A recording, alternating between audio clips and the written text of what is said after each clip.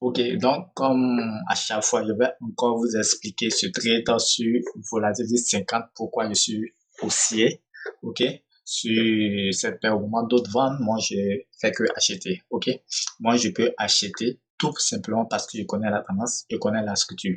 Une fois que j'ai ma tendance, je fais que déterminer la structure qui est à l'intérieur de cette tendance, voir à quel moment le retracement commence ou bien voir à quel moment le retracement prend fin. Après, c'est les deux mouvements que vous devez prendre sur un marché. OK? L'impulsion, en principe, n'est pas à prendre parce que c'est maintenant la tendance se met en place. Donc, soit on prend la fin de l'impulsion, donc ça veut dire la correction qui va se passer, ou soit on prend la fin de la correction. Voici les deux mouvements que nous sommes appelés à prendre. OK?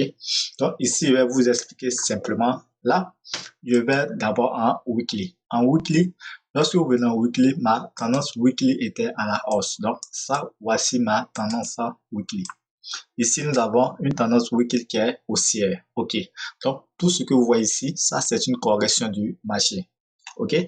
Donc, après la correction, le marché arrive, le marché fait un breakout pour confirmer. OK, bon. Après, c'est sur les plus petits temps. OK. Donc, arrivé à notre zone weekly, le marché va confirmer par rapport à la dernière tendance. Donc, si pour une personne qui va essayer d'observer peut-être en daily, c'est ici après ce breakout que la personne va rentrer en buy. OK?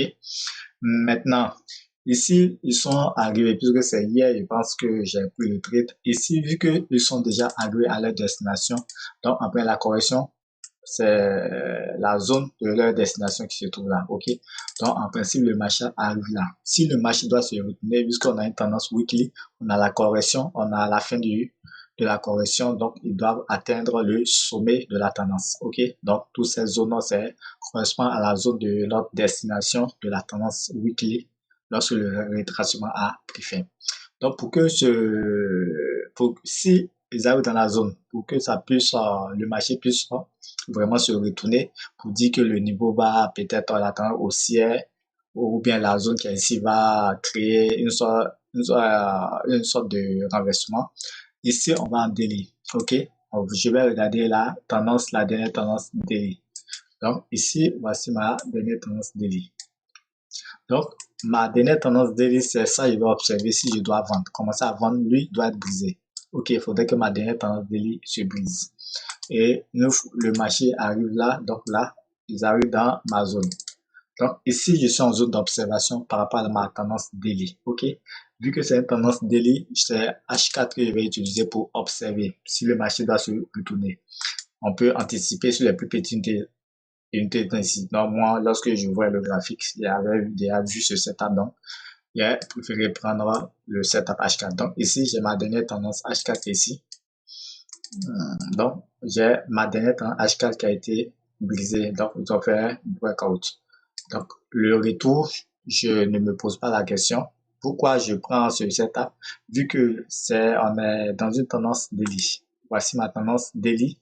Voici la fin. Lorsque le retracement doit faire, voici ça c'est la fin ça c'est le retracement.